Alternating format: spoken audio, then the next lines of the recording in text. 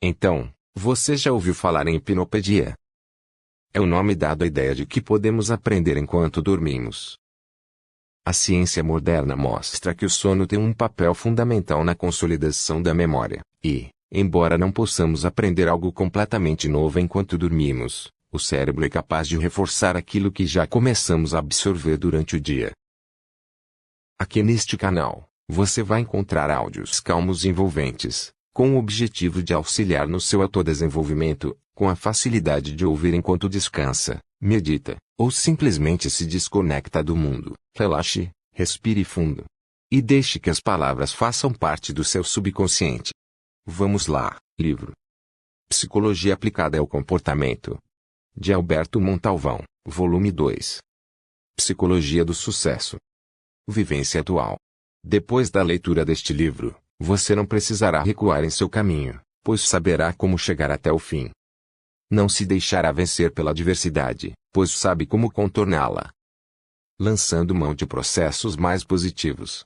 Não esperará que outros lhe abram o caminho, pois está apto para quebrar resistências e derrubar as barreiras ou os obstáculos que se interponham entre você e o seu objetivo. O êxito está à vista de qualquer um. Se você não vê é porque está atrás de uma cortina espessa. Saia de trás da cortina. Afaste-a para um lado. Dê um passo à frente. Esse primeiro passo será no sentido de se recusar a aceitar as coisas como são. O segundo será mudar de posição, mudar do lugar onde se colocou até agora. Sim, se do lugar onde está, a coisa não faz sentido, mude de lugar. Se não é capaz de mudar sozinho, este livro o ajudará. Não alimente ilusões, entretanto. Não basta ler este livro para alcançar o êxito. Ele apenas lhe mostrará a maneira de alcançá-lo. Afaste imediatamente de si a ideia de que é incapaz de alcançar o sucesso na vida. Lembre-se de que a vida tem seus limites e talvez não haja um amanhã. Assim, o tempo de começar é agora. Se você puxar a cortina e depois de dar um passo à frente não gostar ou não se sentir capaz de prosseguir avante, volte outra vez para de trás da cortina. Tem liberdade para assim agir, contudo, vale a pena experimentar depois de dar o primeiro passo, tentar o segundo, o terceiro, o quarto e prosseguir até quando não possa mais recuar. Então, você estará a caminho do êxito. Este livro lhe ajudará muitíssimo a vencer a batalha da vida. Depois da leitura de cada página, você começará a ver o mundo de outra maneira, bastante mudado. Mas, o mundo é sempre o mesmo. Você é que estará se renovando. Este livro, prezado leitor, tem como objetivo levá-lo à conquista do êxito.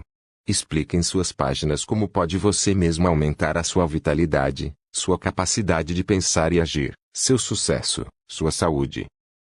Mostra como você pode utilizar as suas grandes e naturais fontes de resistência, suas reservas físicas e psicológicas e começar assim uma vida nova, plena de realizações. Para conseguir o tão almejado êxito, você terá que, em primeiro lugar, estabelecer um rumo, traçar um objetivo. Em seguida, começar por onde começaram todos os que, até hoje, no decorrer dos tempos, mudaram alguma coisa no mundo. Como dar vida melhor para minha família, para mim mesmo, para os meus semelhantes? Comece como Deus começou. Eis uma resposta. Quando Deus quer que cresça uma árvore, Ele planta uma semente. Quando quer dar um povo dias melhores, faz brotar uma nova ideia no cérebro de um ou mais homens. Quando quer construir um universo, começa com o átomo. Tudo começa com coisas pequenas e agradável, essencial mesmo, sonhar grandes sonhos, mas a esperança não brota só de sonhos. A ação é imprescindível. Todas as grandes realizações começam pequenas. Para compor uma famosa sinfonia, o músico começou estudando as escalas. Para chegar à teoria da relatividade, o sábio estudou a tabuada. Seja você quem for, tudo quanto vier às suas mãos para fazer, faça o bem. Qualquer pessoa pode sustentar a esperança de fazer alguma coisa para enfrentar as suas necessidades e mudar o curso da sua vida. A história mostra que homens aparentemente indistinguíveis de milhões que o cercavam, revolucionaram o mundo e mudaram o seu curso. Há, no homem, capacidades e poderes que estão além da nossa compreensão. Através de um raciocínio positivo podemos encontrar a sabedoria para perceber o que podemos fazer, e força para fazê-lo, por pouco importante que possa parecer, por pouco preparado que possa ser, por impossível que um problema se possa mostrar. É fácil adquirir-se esperança quando se olha de novo para as grandes transformações. Assim, aprendemos a não desprezar as pequenas coisas, os pequenos movimentos, as sementes talvez das grandes renovações. Embora possam parecer sombrias as perspectivas, a única escuridão que devemos temer é a escuridão dentro de nós mesmos.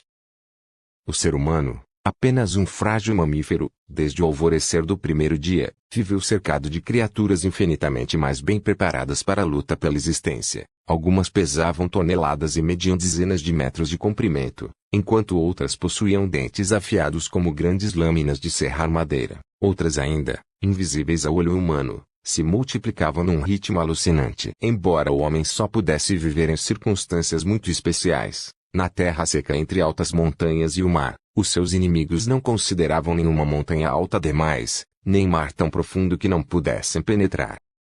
Cedo o homem compreendeu que espécie de competidores tinha que enfrentar para defender a sua posição desde que apareceu em cima deste ponto escuro perdido em alguma parte do universo.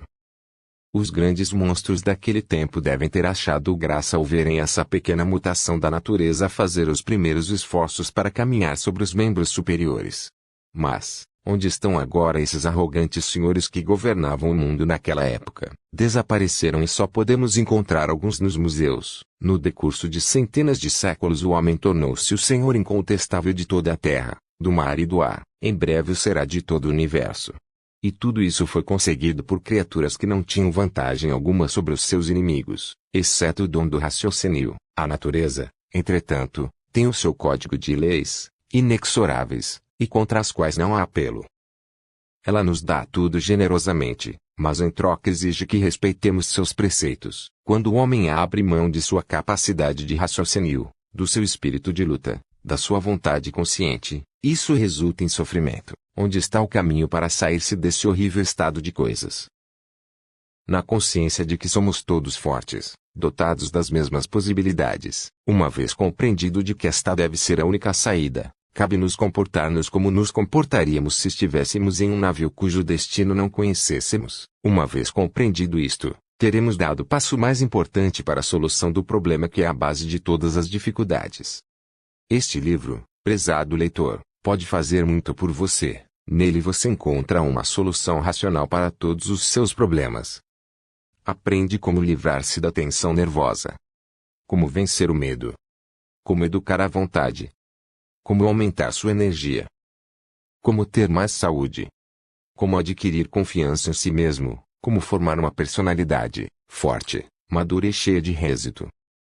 Tudo o que escrevemos até hoje, em todas as nossas obras já publicadas, tivemos um único objetivo: levar ao homem, a todos os homens e muito principalmente aos que sofrem, aos que se perderam e aos que ainda não se encontraram, a felicidade, a paz interior, o bem-estar, a capacidade de vencer os obstáculos, a firmeza, o êxito na vida.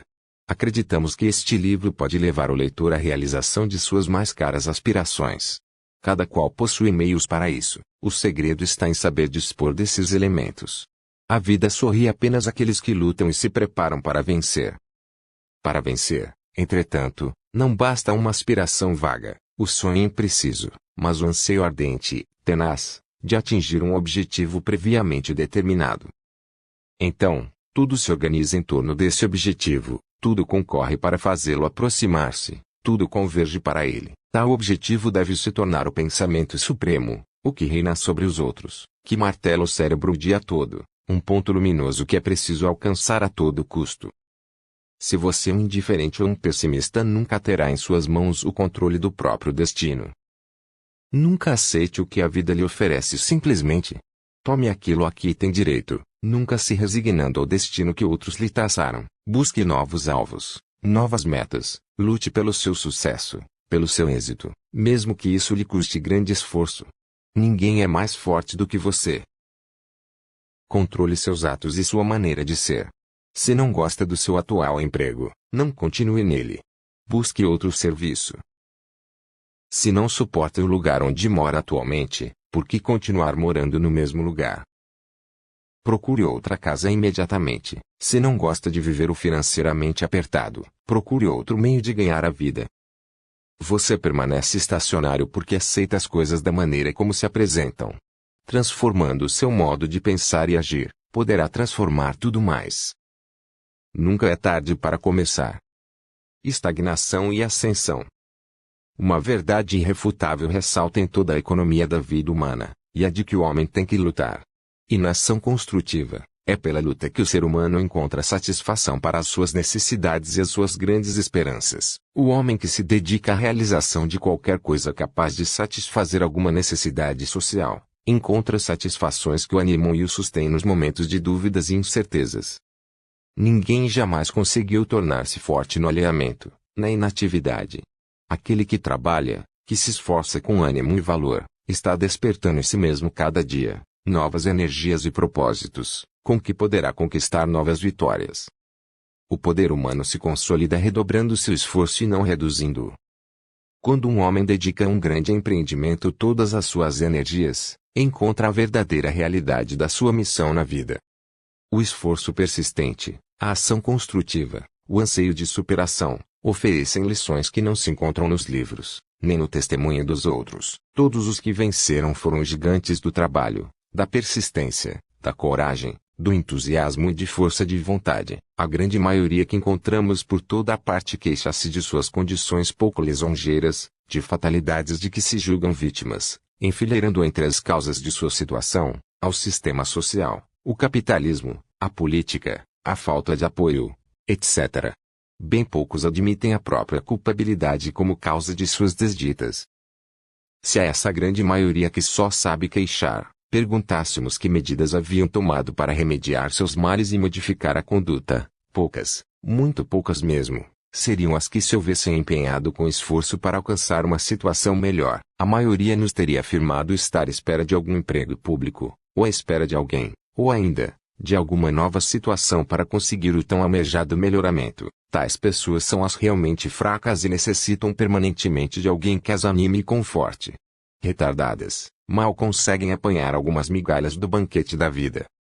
Não compreendem que não é na inatividade ou nos fracassos do ser humano que encontramos suas expressões mais autênticas, mas em seus triunfos e em suas realizações.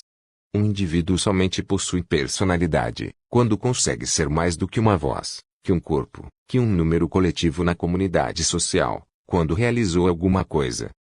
O homem tem um natural medo da morte. Para ele, a vida é considerada como o maior dos bens e quem quer que procure apoderar-se da sua terra, dos seus alimentos, da sua água, do seu dinheiro, das coisas indispensáveis à vida, torna-se seu inimigo mortal. Como os animais selvagens que se entredevoram nas florestas, também o homem luta constantemente pela sua conservação.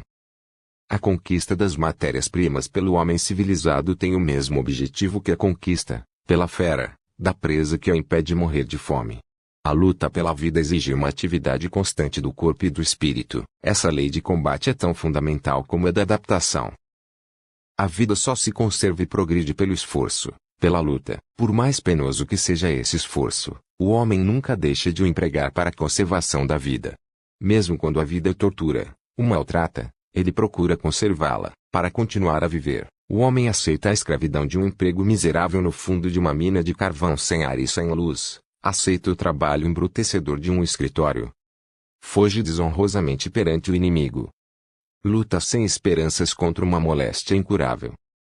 A primeira obrigação que é imposta ao homem, pela estrutura do seu corpo e da sua consciência, e a de manter a vida, a tendência para a conservação da vida parece, entretanto, menos irresistível no seu aspecto consciente do que no seu inconsciente. Entre todos os animais, só o homem prefere, por vezes, a morte à vida, suicida-se ou cria hábitos de existência equivalentes ao suicídio. É guiado mais pela inteligência do que pelo instinto. O princípio de conservação nem sempre inspira a sua conduta.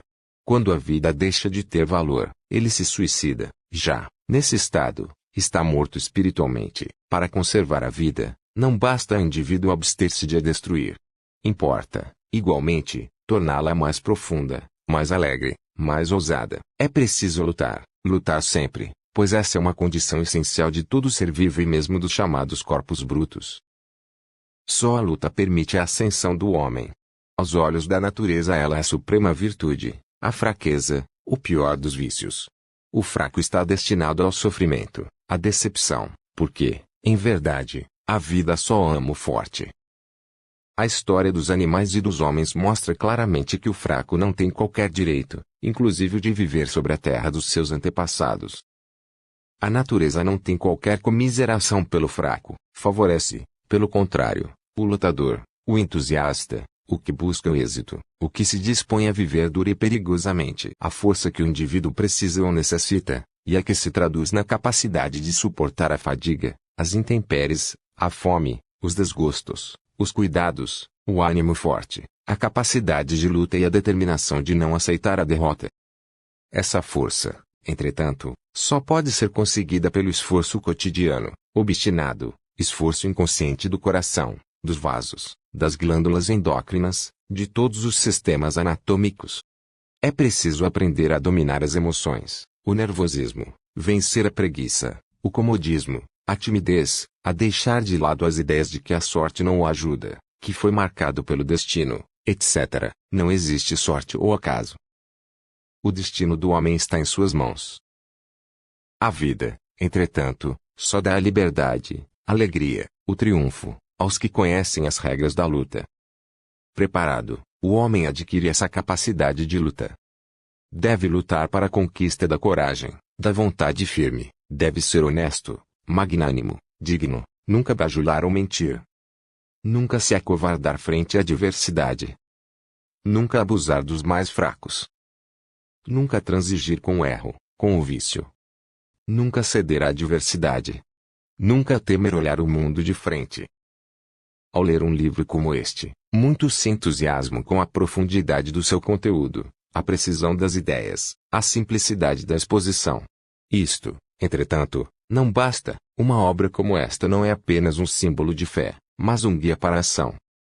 É, pois, necessário compreender que o principal de um livro como este não é a letra, mas a sua essência, o seu espírito revolucionário. Qualquer um pode aprender uma teoria como a que pregamos, mas assimilar a sua essência e praticar as suas normas já é mais difícil. Conhecemos muitas pessoas que praticam tais normas de conduta, sem nunca as terem estudado, nunca leram um simples folheto sobre o assunto. Não obstante, em sua prática, aplicaram as regras certas. O mais importante no estudo dessa matéria é experimentar-se a si mesmo, na maneira de abordar a solução dos problemas que se apresentam hoje. Agora, nas diversas esferas da vida, tomemos qualquer exemplo na vida diária. Suponhamos que um indivíduo perde de repente tudo o que havia acumulado durante anos e anos. Ou se desemprega num momento difícil em que a família mais necessita do seu apoio. Que fazer nessa emergência? O modo de proceder mais simples consiste em analisar friamente a questão, o problema, e reiniciar a luta. Sorrir quando tudo vai bem, é fácil. Difícil é sorrir quando tudo vai mal. Cada dia sucede grande número de casos como estes, onde se conhece o homem de luta é precisamente na maneira de encontrar uma solução acertada para as dificuldades, sempre mantendo a sua fibra, o seu entusiasmo, a confiança em si mesmo, o seu espírito de luta. Os conhecimentos aqui ministrados representam como que uma chave que dá a possibilidade de resolver os problemas. Somente dá a possibilidade, mas não a resolve. Dá a possibilidade de encontrar mais facilmente a solução adequada, mas não é uma receita para todos os casos da vida. Na maneira de resolver, na maneira de enfrentar as situações difíceis aqui se vê quem é um fraco e quem é um forte. Existem os que na realidade conhecem essas teorias e sabem aplicá-las na prática ou na solução dos problemas práticos. Há outros, entretanto, que, embora abarrotados de conhecimentos teóricos, não sabem aplicar na prática tais conhecimentos. Essas pessoas são capazes de citar frases e mais frases bonitas, corajosas, notáveis, mas, se acontece qualquer coisa desagradável, verificamos que se afogam num copo d'água, perdem a cabeça, lamentam, choram, culpam o destino, os homens, o governo, etc. Ser lutador não significa somente ler, nem estudar obras como esta.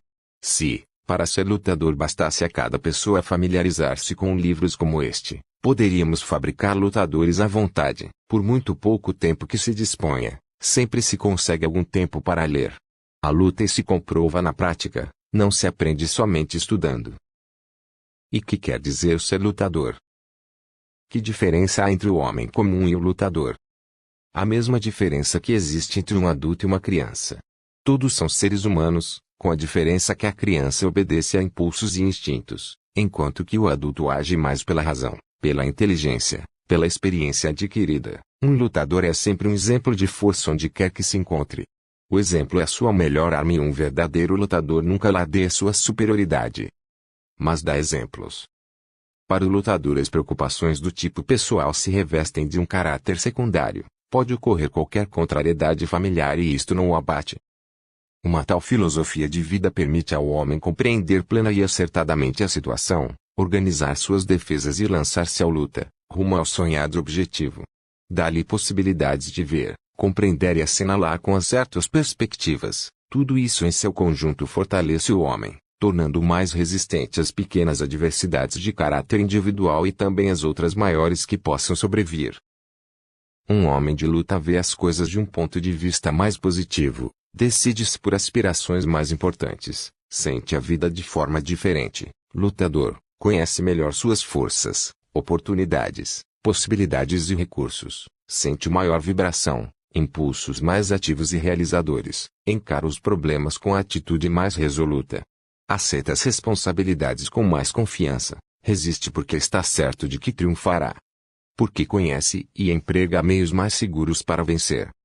Enquanto o homem comum diz que a vida é uma quimera, um sonho, e que tudo se acaba com a morte e, assim sendo, de nada adiante lutar, o lutador está desperto e prova a realidade da vida, da qual obtém compensações generosas, não teme coisa alguma, cumpre o seu dever e acha compensação na consciência de haver feito o melhor possível, o que constitui para ele um troféu imorredouro.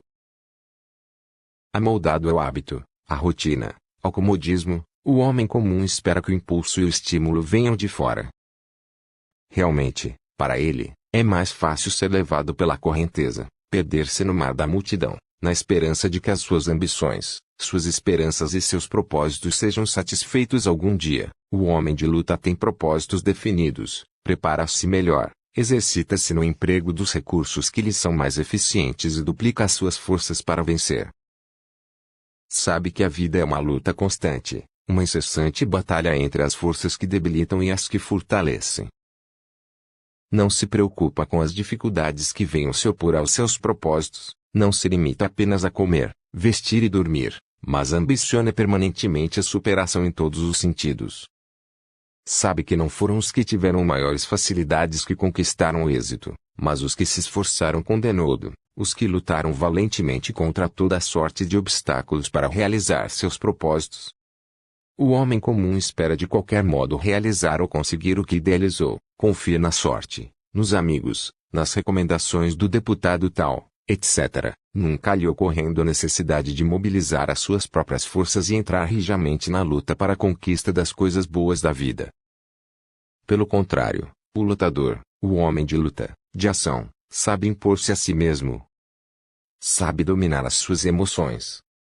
Haja o impulso de ideais práticos e superiores. Tem consciência da própria força.